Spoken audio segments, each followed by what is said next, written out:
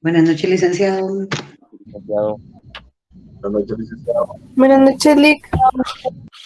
Buenas noches, Lic. Buenas noches, licenciado. Buenas noches, compañeros. Buenas noches, Lic.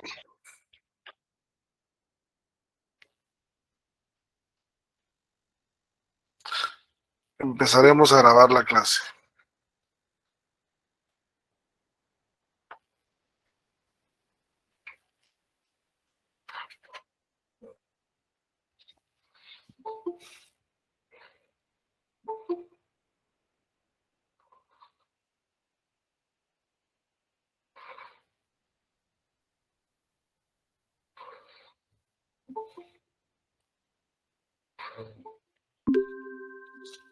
Bien, en la clase anterior vimos todo lo relativo al nacimiento del derecho administrativo, su historia y cómo es que fue creciendo hasta como lo conocemos actualmente y entenderlo un poquito. Ahora vamos a hablar de los criterios para poder determinar el concepto, para poder establecer el concepto de derecho administrativo. Ya hicimos este ejercicio para determinar el concepto que nos servía de administración pública, ¿verdad? Al inicio del curso, hace ya, increíblemente, hace ya 4 clases, 5 clases, y ahora vamos a empezar con los criterios para establecer el concepto de derecho administrativo. Para el efecto, vamos a tomar los dos criterios que que mejor la teoría adopta, la doctrina adopta, y que son los criterios que, por supuesto, como dijimos con la administración pública, pueden tener alguna clase, algún nivel de razón, de lógica, pero que no necesariamente son los que nosotros vamos a adoptar, sino que vamos a tomar elementos de cada uno de ellos para ir entendiendo. El primer criterio es el criterio de estricta base jurídica. El criterio de estricta base jurídica se refiere a la parte legal, de la doctrina legal, de los principios generales del derecho, que van a afectar a nuestro criterio sobre qué es el derecho administrativo. El primer criterio de estricta base jurídica es el criterio legalista o exegético. ¿Alguien recuerda qué significa exegético? Exégesis.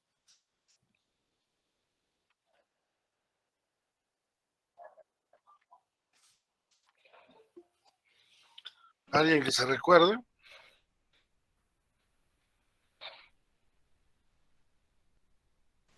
Que hace uso de varios términos. La interpretación. Sobre la interpretación, en este caso, los términos y las diferentes formas de interpretar de la forma jurídica.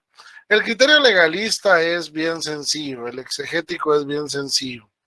Lo vamos a tomar desde la interpretación que toda norma jurídica que haya pasado por el proceso de formación que establece la ley para el efecto, ojo, aquí no solo estoy hablando de leyes ordinarias, ya vamos a hablar de las demás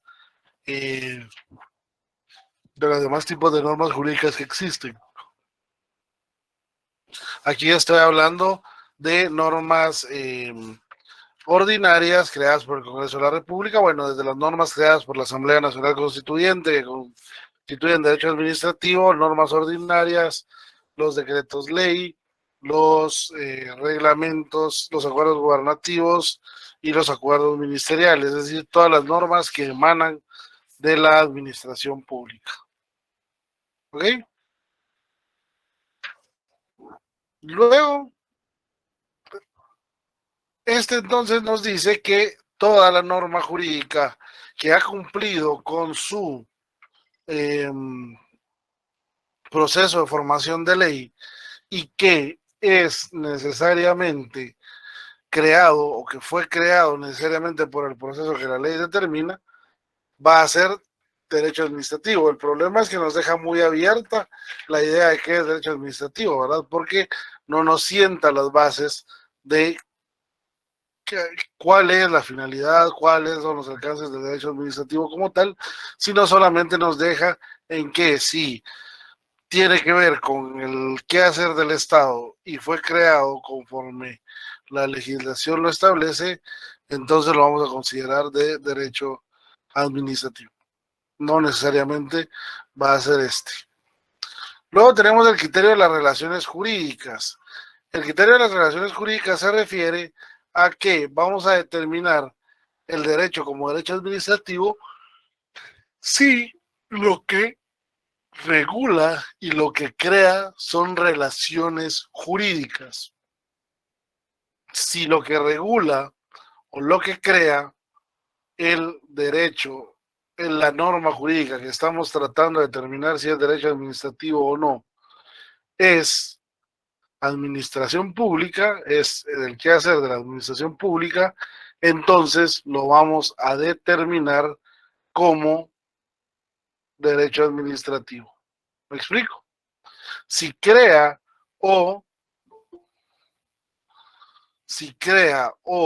regula relaciones entre la administración pública y los administrados, en algunos libros todavía van a encontrar la palabra subordinados, entonces ellos son a los que vamos nosotros a tener como parte del derecho administrativo. ¿Dudas?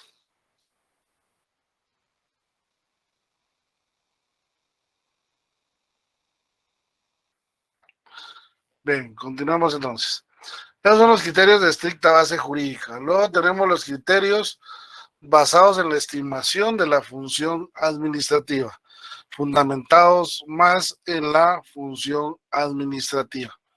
Estos tenemos la consideración subjetiva, la consideración formal y la consideración objetiva.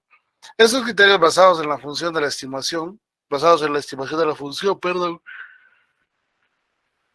son los que tienen la común característica de tratar de llegar al fondo del asunto. O sea, este no va por si fue creado como norma jurídica o si lo que regula son relaciones entre administrados y la administración pública, sino que estos hacen hincapié en la realización de la función administrativa.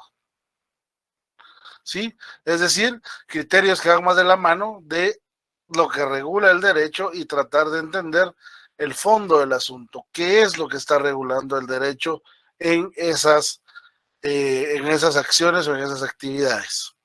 De esa cuenta tenemos la consideración subjetiva, la consideración formal y la consideración objetiva, que nos da otros criterios.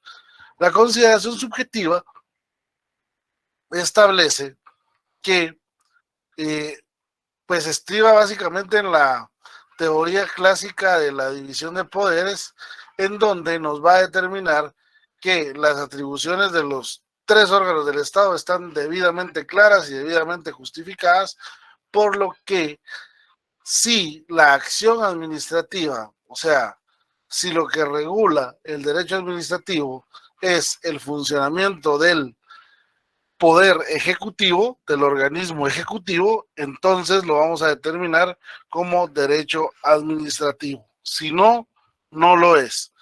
¿Cómo así? Bueno, si lo que regula es al ejecutivo, entonces es derecho administrativo. Si no regula al ejecutivo, no es derecho administrativo. ¿Dudas, preguntas o comentarios al respecto de este?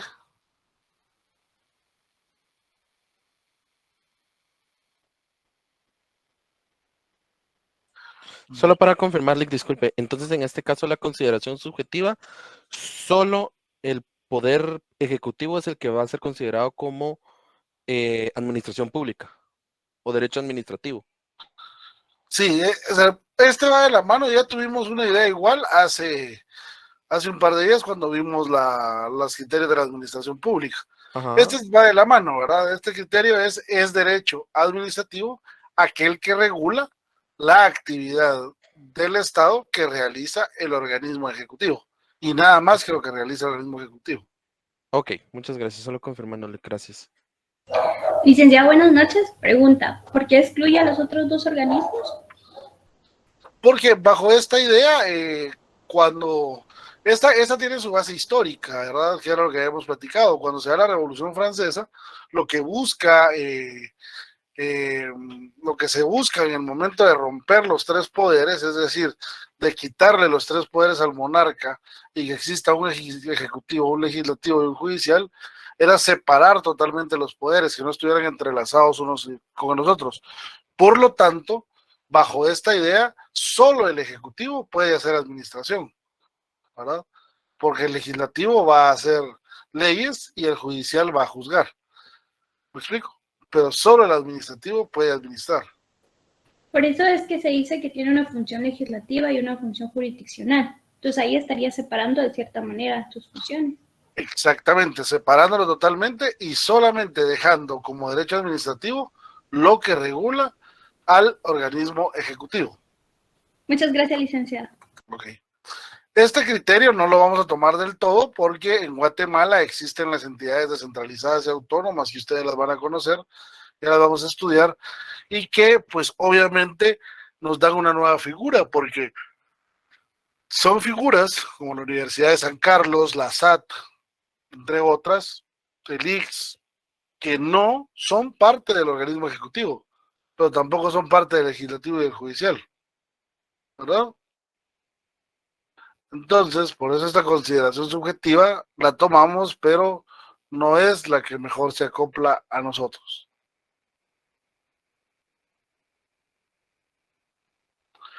Luego tenemos la consideración formal. La consideración formal pretende calificar las funciones públicas haciendo un examen de la forma jurídica que su actividad asume.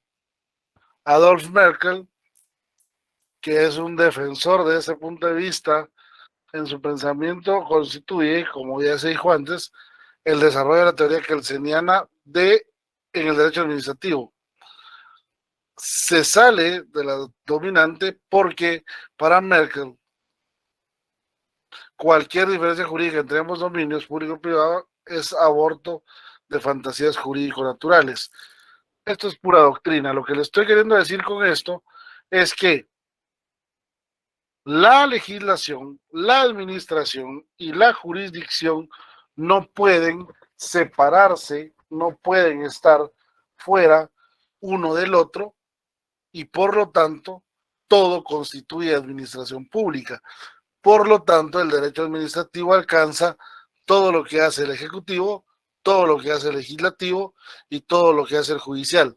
Sí, aceptando que los poderes están separados, pero a su vez aceptando que en algún momento se entrelazan entre sí por el tema de los pesos y contrapesos y por el tema de las fiscalizaciones y las distintas actividades de control que puede realizar uno sobre el otro. ¿Dudas? Solo entendiendo esto, Lick, disculpe, en este caso, este criterio, el formal, sí toma en cuenta los tres estados, pero cada uno por separado, sabiendo en cuenta que cada estado va a tener una función distinta, pero siempre va a considerar que es administración pública, pero que esa administración pública va a depender de cada organismo. Exacto. A la legislación va a ser legislación, el administrativo y el judicial se va a encargar de los juicios, por decirlo así, para poder venir y formar uno solo y que el Estado sea lo que debería de ser, por decirlo así. Exactamente, es básicamente la idea. Okay. Gracias, Lick. Licenciado, y entonces aquí podemos ver la función de la teoría de frenos y contrapesos. Se podría decir que en este sistema sí se puede ver claramente.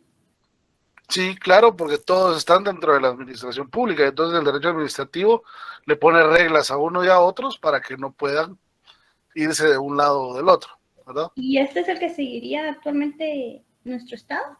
Tomamos parte, ¿verdad? Porque tenemos el sistema de pesos y contrapesos, por ejemplo, el veto presidencial, que es una forma de controlar la actividad legislativa desde el Ejecutivo. La interpelación de ministros también, ¿verdad? Exacto, y la interpelación de ministros hace el contrapeso. El peso es que el presidente puede vetar las normas del legislativo, pero el legislativo puede fiscalizar y controlar a los actores del ejecutivo. Correcto. Excelente, gracias, licenciado. Bueno, ¿alguien más? Ya va a haber, al final vamos a llegar a una posición ecléctica, como siempre, ya les he explicado, creo que en la primera clase se los expliqué, que el derecho guatemalteco es eminentemente ecléctico, trata de no fijar posturas doctrinarias, sino de buscar posiciones intermedias que puedan tomar de unos y de otros. Por eso es que insistimos que el derecho guatemalteco en sus grandes rasgos es un derecho muy bien estructurado y válido desde la Constitución, que la Constitución es una de las mejores del mundo, desde su estructura y desde la doctrina. La aplicación ya depende de las personas, pero es una de las primeras constituciones que lograron tener los derechos fundamentales, toda la estructura del Estado, y todavía sigue una salvaguarda propia para protegerse, ¿verdad? Que eso no lo tiene cualquier constitución en el mundo. Y eso tiene que ver con todo esto porque eso provocará, ya veremos cómo influye lo que hacía la Asamblea Nacional Constituyente, lo que hacía el Ejecutivo y lo que hacía el Legislativo, creando normas en su momento. Bueno, luego vamos a los criterios, la consideración objetiva, perdón. En la consideración objetiva caben todos aquellos propósitos de definición de derecho administrativo que pretenden hacer simultáneamente un análisis de fondo de la función administrativa, sus matices y características propias. Acá, en la consideración objetiva, vamos a ir a estudiar más la idea de la función administrativa, entender cómo la función o lo que se haga es lo que importa para determinar si es derecho administrativo o no es derecho administrativo, para determinar si es o no norma de hacer tomar en cuenta por los libros de derecho administrativo. De esa cuenta, el primer criterio, el criterio de la actividad total del Estado para el cumplimiento de sus fines, simple y sencillamente establece que toda norma jurídica que regule al Ejecutivo, al Legislativo, al Judicial, a la SAT, a la Universidad de San Carlos, a quien sea, siempre y cuando lo que busque es la actividad total del Estado, es decir, que el Estado cumpla con sus fines desde todas las actividades que existen para que podamos entonces tener la idea de qué es derecho administrativo. O sea, en ese criterio, toda la actividad del Estado es regulable por medio del derecho administrativo.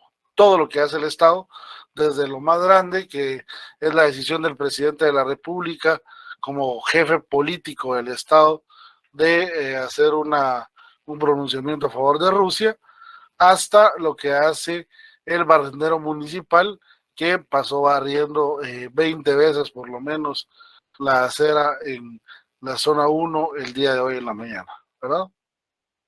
Todo es administración pública y por lo tanto, si toda la actividad es administración pública, todas las normas que lo regulan son de derecho administrativo.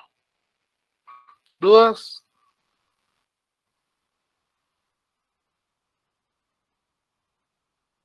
Bien, luego tenemos el criterio de los servicios públicos. El criterio de los servicios públicos establece que, bueno, ustedes ya saben, ya lo hablamos, que uno de los elementos de la figura de la administración pública son los servicios públicos, es uno de los elementos más importantes para el desarrollo de las actividades del Estado, es decir, el servicio público es la herramienta por medio de la cual el Estado presta sus servicios. ¿Ok? Y como tal, entonces, los servicios públicos son regulados. Todo aquello que regule servicios públicos es derecho administrativo. ¿Dudas?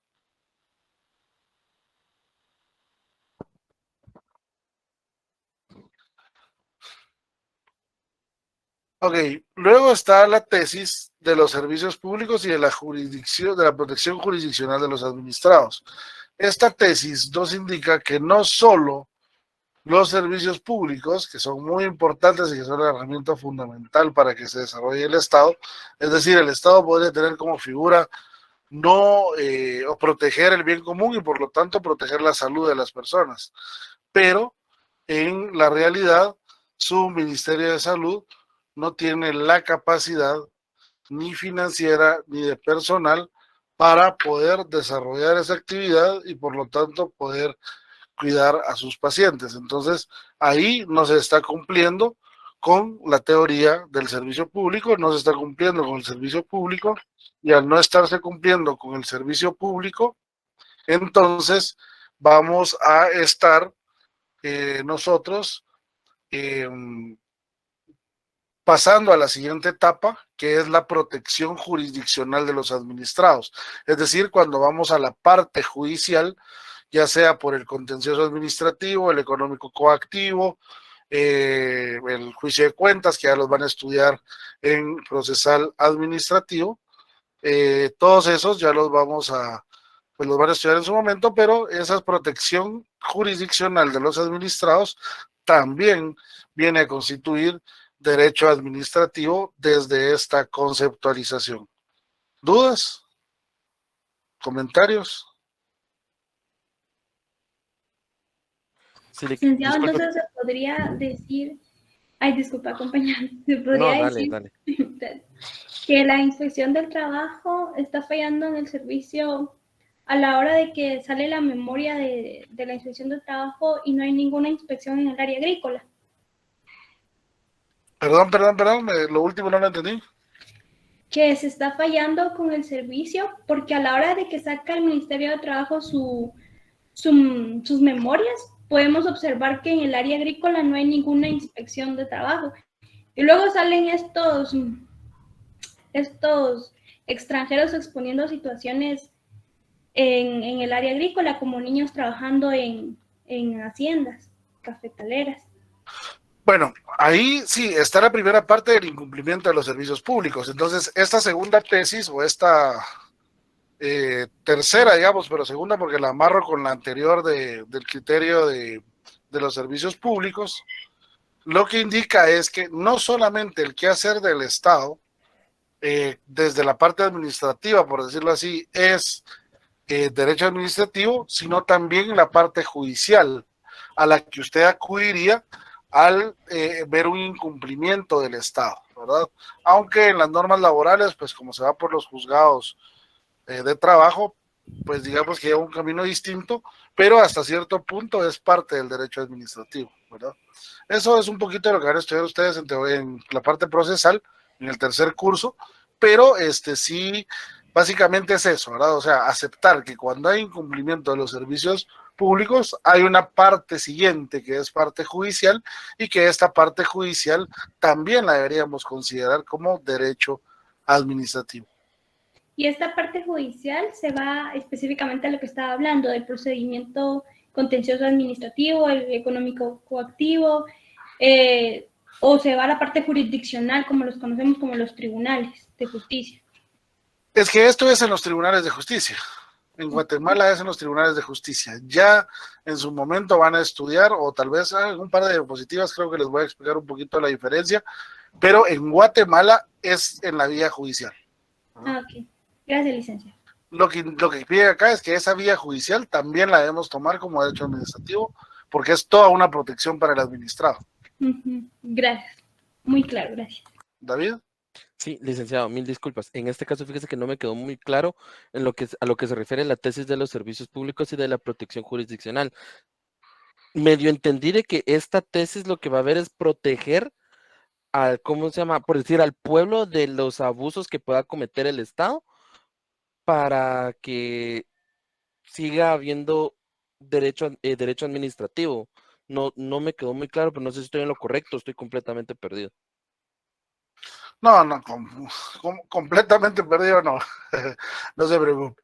No, mire, pues, el criterio anterior es el criterio de los servicios públicos. Ajá. La prestación de los servicios públicos es derecho administrativo bajo este criterio. ¿Por qué? Porque los servicios públicos es la herramienta por medio de la cual el Estado cumple con sus funciones, ¿verdad? Uh-huh. Ahora bien, En la siguiente tesis, la de los servicios públicos y de la protección jurisdiccional, esta asume que en los servicios públicos van a haber errores y que en los servicios públicos van a haber incumplimientos. ¿Ok? Entonces, como van a haber incumplimientos, nos vamos a tener que ir en algún momento a la vía jurisdiccional, a los juzgados, como dijo la compañera. En ese sentido, también esa parte judicial debemos de tomarla como derecho administrativo bajo esta tesis. Que vendría siendo ya el proceso para poder venir y solucionar los inconvenientes que hubo por parte de los servicios públicos del Estado. Exactamente. Ah, ya entendí. Correcto. Muchas gracias, Lick. Bueno. Y luego, el criterio que involucra la función, el concepto de la función administrativa. La función administrativa la vamos a estudiar un poquito más adelante, pero la función administrativa la tenemos que entender nosotros como toda esa actividad del Estado, ¿verdad? La función administrativa es toda actividad del Estado que tiene por objeto la satisfacción directa e inmediata de las necesidades colectivas por medio de los actos concretos del orden jurídico y de acuerdo con los fines de la ley. O sea, que todo lo que realice el Estado, todas las normas que regulen lo que realiza el Estado, cuyo objeto sea la satisfacción directa e inmediata de las necesidades colectivas, eso va a ser derecho administrativo. Estudiamos qué es la administración, la función administrativa, y por tanto las normas que protejan esa función administrativa son las que vamos a determinar como de derecho administrativo. ¿Cuál es nuestro criterio de clase? ¿Cuál es el criterio aceptado en esta época, en esta nuestra época contemporánea?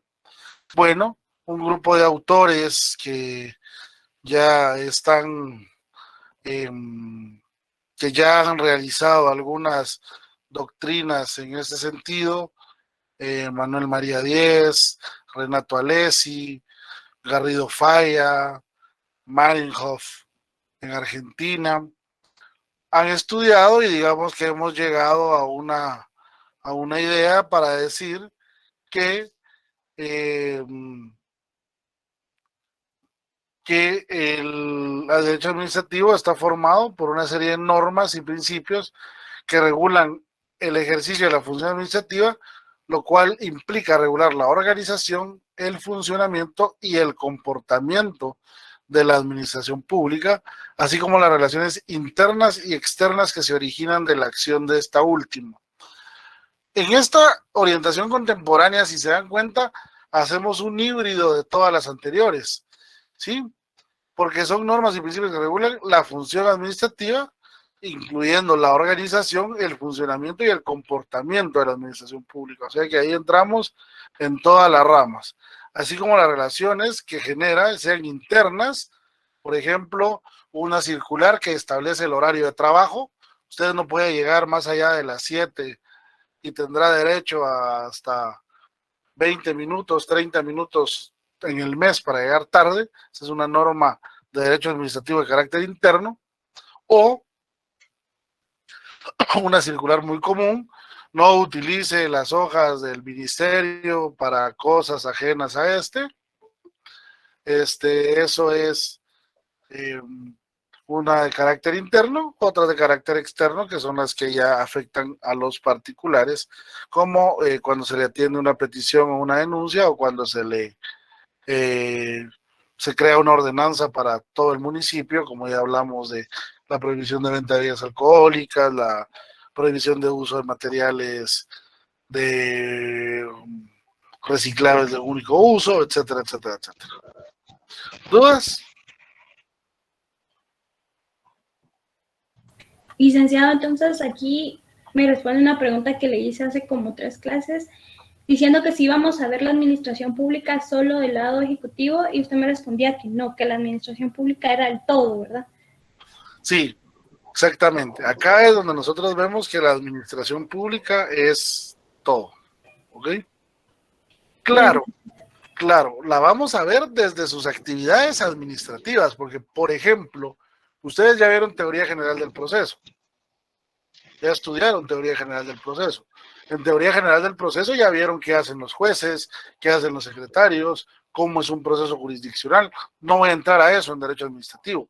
En derecho administrativo voy a entrar a hablar de cómo se integra la Corte Suprema de Justicia, de las funciones del presidente de la Corte Suprema de Justicia, qué hace el Consejo de la Carrera Judicial. ¿Me explico? Muy bien, gracias, licenciado. No vamos a entrar a ver la parte procesal, se podría decir.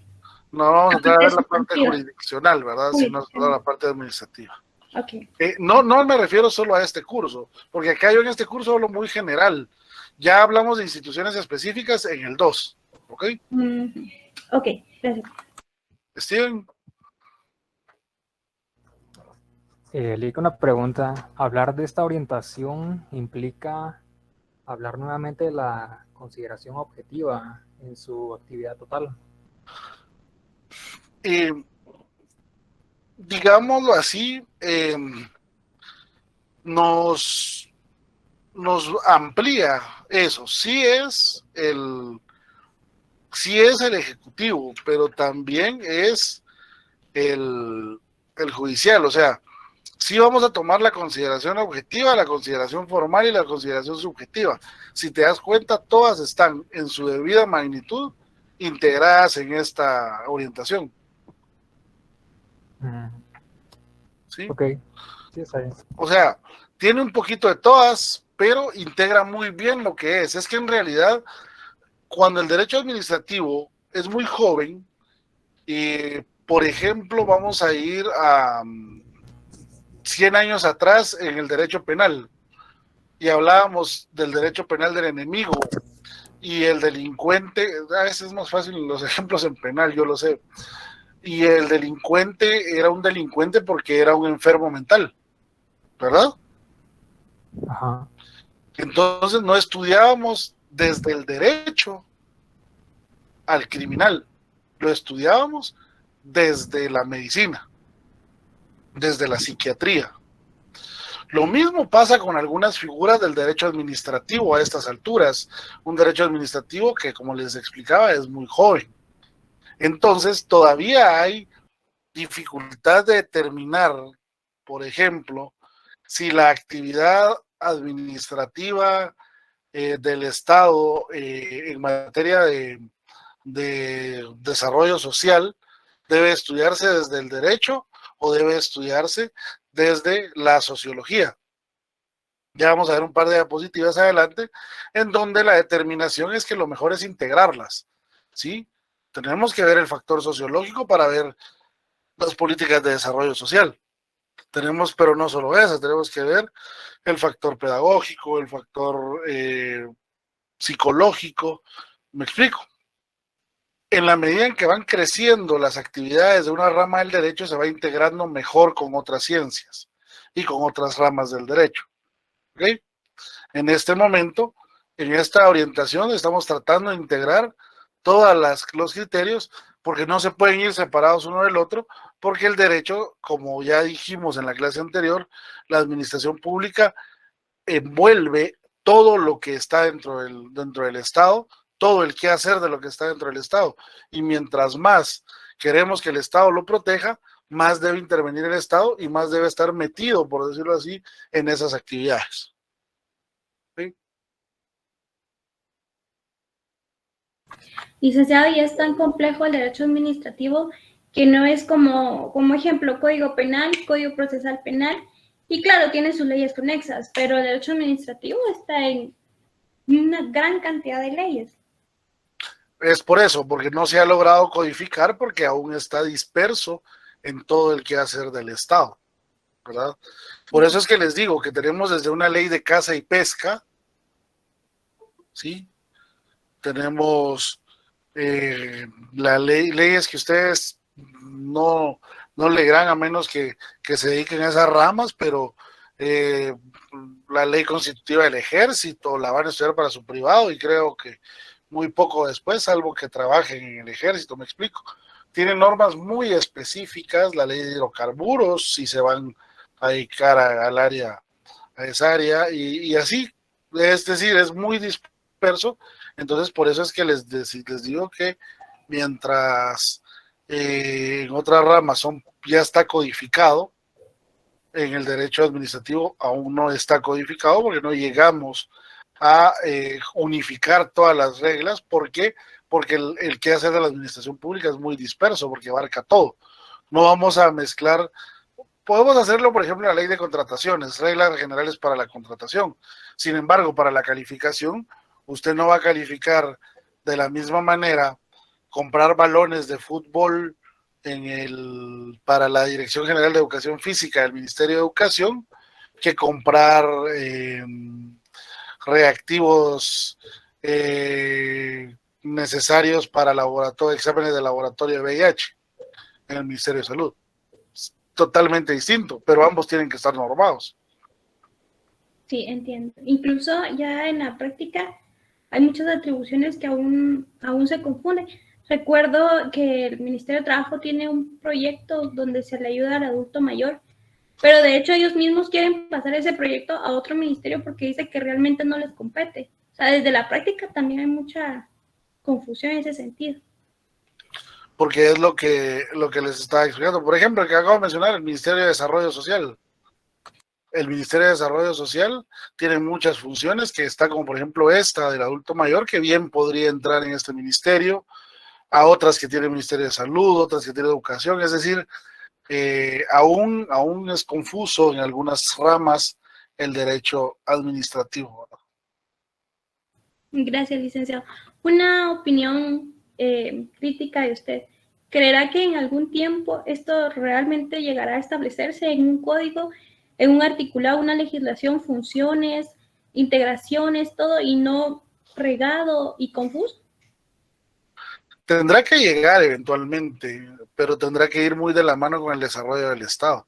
Recuérdese, ya vamos a hablar de los sistemas, pero recuérdese que ni España, ni Alemania, ni los países desarrollados lo tienen de esa manera, por la naturaleza del derecho administrativo. Ok, gracias, licenciado. Sí, Dulce María. Buenas noches, licenciado y compañeros. Fíjese que a mí me parece muy bonito y muy amplio el derecho administrativo. De derecho estoy sacando una pasantía en un tribunal que tiene que ver con eso. Y lo que he visto mucho es que la mayoría de los casos que se dan es con municipalidades y la Superintendencia de Administración Tributaria. Entonces, lo que me llama bastante la atención es que hay que saberse leyes de impuestos muy específicas para ciertos casos, que he leído leyes que ni sabía que existían, y también lo que es código de comercio, reglamentos municipales y todo eso. Entonces, en una opinión muy personal, creo que muy difícilmente vayamos a lograr ver que se una esto del derecho administrativo en un solo código en lo que nos queda ahí. Quizás en un futuro nuestros nietos podrían verlo, pero nosotros creo que está muy difícil.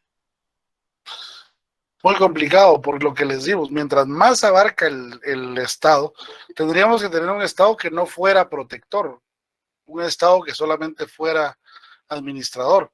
Sin embargo, la tendencia es al contrario, un Estado más protector, ¿verdad? Entonces eso va a hacer que surjan más normas de derecho administrativo y van a haber normas de aplicación general, sí, pero van a haber normas que a fuerza tienen que ser específicas. Y sobre todo ya vamos a estudiar el tema de los reglamentos y ahí vamos a ver que ahí se desarma todo porque los reglamentos son la base de esto y van a ver que existe de todo, de cualquier tipo. Ahí lo vamos a estudiar en un par de clases más, creo yo. ¿Ok? Continuamos. Entonces, solo en una pequeña conclusión, así para que quede todo claro, disculpe, el derecho administrativo es tan amplio que hay ramas en las que uno no logra, durante la carrera no logra estudiar, a menos de que uno se dedique a una rama en específico para poder ver e identificar a cómo nos vamos o cómo se va a desarrollar esa función específica del Estado. Y deje que no le va a dar tiempo de estudiarlo, no le va a dar tiempo de ejercerlo, ¿verdad? Porque salvo que usted, pero vamos a ver, no me gusta dar ejemplos en primera persona, pero por ejemplo, yo llevo de mis 15 años de ejercicio, llevo los 15 en la administración pública. Y estuve muchos años, estuve 10 en la San Carlos. Y la San Carlos mira de todo. Mira de todo. ¿Por qué? Porque están todas las ciencias allá adentro, ¿verdad? Entonces, y aún así, hubieron muchas cosas que no logré ver. Y, por ejemplo, yo era el encargado de la Comisión de Normalización, Legalización y Control de Bienes Inmuebles de la universidad. Y entonces, por ejemplo, se los cuento así, un día estaba con el Centro de Estudios Conservacionistas sentado en el Instituto, perdón, ¿qué es? El Consejo Nacional de Áreas Protegidas, hablando sobre especies endémicas de los árboles, ¿sí? Y cómo debían protegerlos. O sea, yo estaba de asesor jurídico del que sabía ese tema. Prácticamente fue prácticamente la unión del derecho administrativo con el derecho ambiental, por decirlo así, para poder llegar a esa conclusión. Exactamente. Entonces, estudiando esa normativa un día en la mañana y al otro día en la tarde estaba una reunión en el Fondo de Tierras, hablando sobre la legalización de tierras de mozos colonos en fincas de Patulul, Suchitepeques, por ejemplo, que tiene la universidad. Hablando allá de posesión, hablando de derecho civil, de puras figuras de derecho civil. Del otro lado hablando de áreas protegidas, del otro lado hablando de medicina, acompañando a los médicos en actividades. Es decir, la universidad, que es muy amplia, y aún así, yo les aseguro, en 10 años no leí todas las normas, ¿verdad? Leí algunas que eran ahí sí que conforme uno se va preparando. Claro, los conocimientos generales son similares, la teoría general del derecho es la misma, las normas generales, pues los principios son generales, pero sí es complicado y hay cosas, por ejemplo, el tema arancelario en el Ministerio de Economía, el tema tributario, en el tema que se mezcla, ahí usted mezcla aranceles con tributos, con todo para dejar, si entra o no entra una mercadería, es decir, es complicado, ¿verdad? Entonces podríamos decir que el derecho administrativo abarca prácticamente todas las actividades que pueden haber en un país. Todas las actividades que hace las que participa el Estado.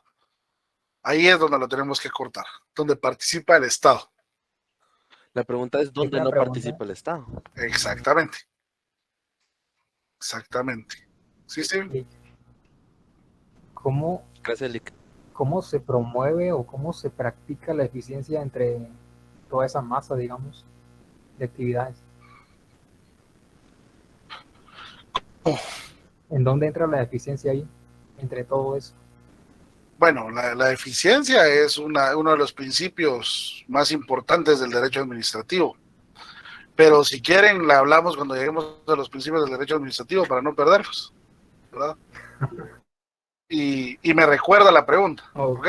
Porque sí es muy importante, pero lo que pasa es que la eficiencia va de la mano con la eficacia en el derecho administrativo, va de la mano con la transparencia, o sea, son varios que mejor miremoslos todos juntos para no perderlos, ¿ok?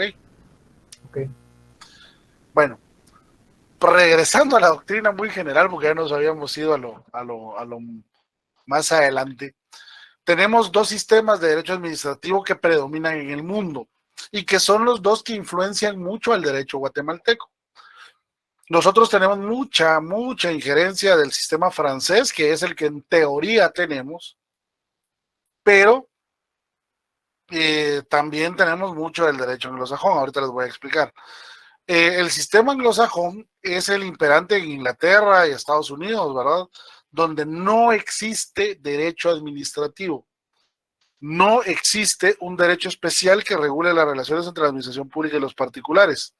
Ahí está más complicado todavía. Sino que estas relaciones son reguladas bajo el derecho común, el derecho civil, el common law, como se reconoce en Inglaterra. Especialmente dentro del derecho sajón, la fuente principal del derecho es la jurisprudencia y el precedente administrativo. Esto significa que dentro del derecho sajón no existe un derecho especial que regule las relaciones de la administración pública como en el sistema francés. Esa es la gran diferencia en este momento que tenemos que entender. El sistema francés, como surge de la Revolución Francesa, nace el derecho administrativo como tal y es un derecho especial que regula las relaciones entre la administración pública y los particulares y las mismas instituciones administrativas. Por lo tanto, en el francés hay normas jurídicas, en el anglosajón no hay normas jurídicas, no que ahí lo que pesa es la jurisprudencia y el precedente administrativo. La diferencia, ya saben ustedes que la jurisprudencia la generan jueces y el precedente administrativo lo generan entidades, autoridades administrativas en las resoluciones que emiten. ¿Sí?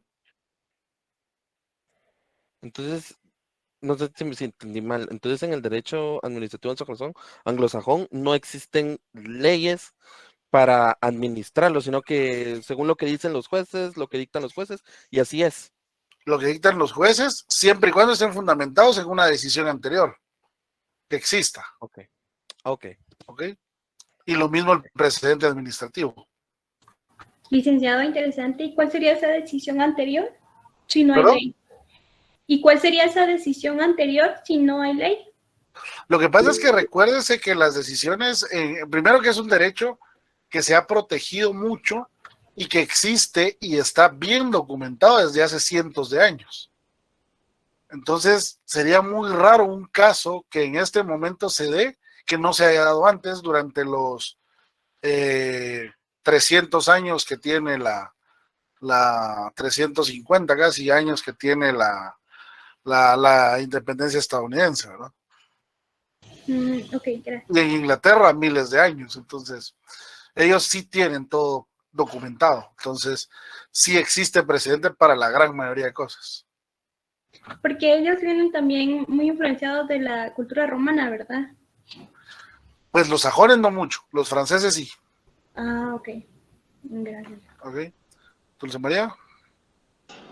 Sí, de hecho yo estaba leyendo un poco de eso y aquí en donde yo estoy haciendo mi pasantía, le voy a decir, justamente estaban charlando con uno de los ¿qué es? Oficiales y todo, porque después de que termine el horario se ponen a platicar de jurisprudencia y todo eso, y estaban hablando de que en la práctica real no debería ser solo las sentencias de la Suprema Corte la que se tome en cuenta como jurisprudencia, sino que todo aquello que haya emitido un juez, Sí, según el common law, pero aquí en Guatemala no se aplica literalmente de esa forma, pero en la práctica, si nos vamos a lo que es el manejo de jurisprudencia, esa debería ser la forma correcta de aplicarlo, ¿no? exacto. Lo que pasa es que acá en Guatemala, ya lo vamos a ver un poquito, en el derecho administrativo lo que genera más es doctrina administrativa, porque al final la primera fuente del derecho es la ley. Ya la vamos a estudiar, eso empezamos a ver justo la próxima clase. Mientras que la jurisprudencia es secundaria, entonces se nos vuelve como una doctrina legal. Es decir, algo que podemos utilizar, que nos puede dar áreas de oportunidad, pero no es lo fundamental, ¿verdad? ¿Okay? Sí, ley de organismo judicial. Pero esto lo estudiamos un poquito más adelante. Y solo para quedar parejos, vamos a la última diapositiva y terminamos, por favor, un par de minutos. Características del derecho administrativo. Ya dijimos que es un derecho joven, porque surge con la Revolución Francesa y nace como producto del surgimiento del Estado de Derecho. Ya sabemos que terminó de formar con las grandes guerras y todo lo que ya platicamos en la clase pasada. No ha sido codificado, ya hablamos que no hay códigos. Es más, en Guatemala somos tan obvios con ese tema que hay código civil, código penal, código de comercio, código de trabajo y no hay código de procedimientos administrativos por las razones que ya hablamos en la clase anterior. Es un derecho subordinado porque depende sí o sí de una ley superior, que en este caso es la Constitución y en nuestro caso guatemalteco, las demás leyes constitucionales. Es un derecho autónomo por la especialización y las relaciones que regula, basados en el principio de normatividad que lo informa. Es decir, es autónomo porque ya se estudia separado de las demás ramas del derecho no como pasa en el derecho anglosajón, que como ya dijimos, es parte del common law, del derecho civil, ¿verdad? Y es un derecho dinámico por la naturaleza del servicio y por la labor que desarrolla la administración pública, se encuentra en constante cambio, sobre todo en los procedimientos. Algo que ya les mencioné, por ejemplo, si no fuera cambiante, no hubiéramos podido modificar la normativa en prima facie o de golpe, cambiar la normativa para poder dar clases virtuales cuando se dio lo de la pandemia, ¿no? Es eminentemente dinámico y cambiante. Y por último, acá tengo en realidad se relaciona con todas las normas, pero es una idea de las normas con las que se desarrolla. Les queda como tarea de estudio personal determinar, pues, eso es para ustedes, cuál es la relación que tiene con cada una de las ciencias, ¿verdad? Estúdienlo. Si tienen dudas, me lo preguntan en la próxima clase. ¿Ok? Muchas gracias, Lick. Ok, entonces quedamos hasta acá y continuamos el día miércoles. Feliz noche. Gracias, licenciado. Gracias, licenciado. Gracias, licenciado, gracias. Gracias, licenciado. Feliz noche. Lick, disculpe una pregunta, así como Dígame. en este caso, ¿cómo puede que sea subordinado y al mismo